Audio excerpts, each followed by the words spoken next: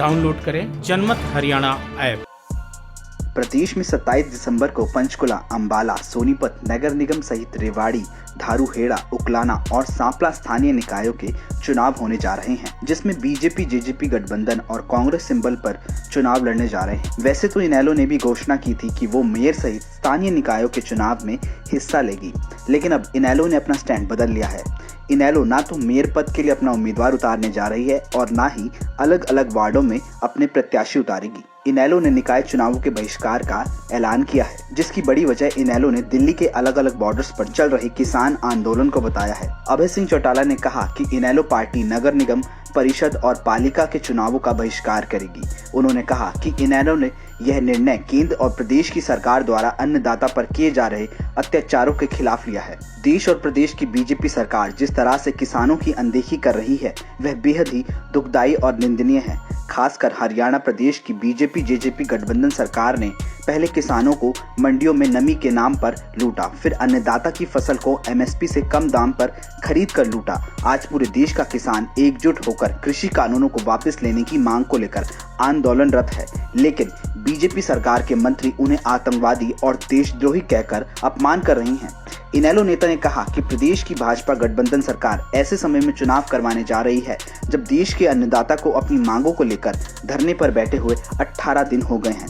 भीषण ठंड और अब तक 16 किसान शहीद हो गए, लेकिन सरकार इतनी घमंडी और हड्डी हो गई है, लेकिन उनके कानों पर जूं तक नहीं रेंग रही। अभय चौटाला केंद्र की मोदी सरकार और प्रदेश की मनोहर लाल सरकार को भला बुरा तो कह रहे हैं और किसानों की अनदेखी को चुनाव के बहिष्कार की बड़ी वजह बता रहे हैं। अब सबसे बड़ा सवाल ये है कि क्या वास्तव में किसान आंदोलन की वजह से अभय चौटाला ऐसा कर रहे हैं, क्योंकि किसान हितैषी होने का दावा तो पूर्व सीएम भूपेंद्र सिंह हुड्डा भी करते रहे। उनकी पार्टी कांग्रेस नगर निकाय चुनाव पर लंबे अरसे के बाद सिंबल पर चुनाव लड़ने जा रही है, जबकि इनेलो तो पहले भी सिंबल पर चुनाव लड़ती रही है। क्या लगातार मिल रही हार की वजह से इनेलो ने चुनावों से दूर रहने का फैसला लिया है? वैसे भी जब से इनेलो का विभाजन हुआ है, तभी से उसकी हालत खस्ता हो गई है।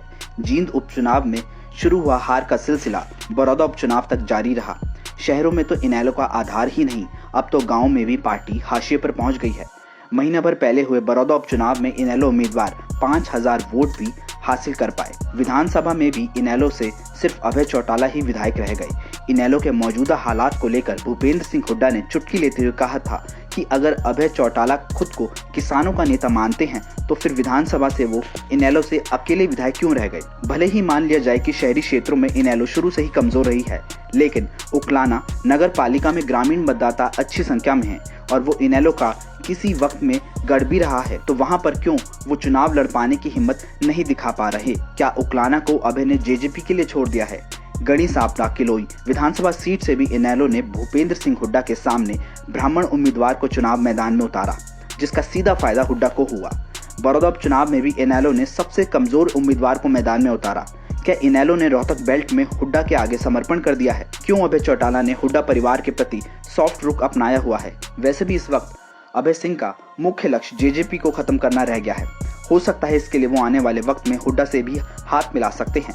जब यूपी में सपा और बसपा के बीच गठबंधन हो सकता है, तो आने वाले वक्त में हरियाणा में भी अगर हुड्डा और अभय चौटाला हाथ मिला लेते हैं तो कोई बड़ी बात नहीं होगी। इससे पहले इनेलो ने जब रोहतक से संचित नांदल को मेयर चुनाव के लिए मैदान में उतारा था, तो कांग्रेस समर्पित उम्मीदवार को हार का सामना करना पड़ा था और बीजेपी के मनमोहन गोयल मेयर बन गए थे। अब देखना यह है कि अभय चौटाला की आगे क्या रणनीति रहती है और क्या वो आने वाले वक्त में हुड्डा से हाथ मिलाते हैं या नहीं। ब्यूरो रिपोर्ट, जनमत हरियाणा।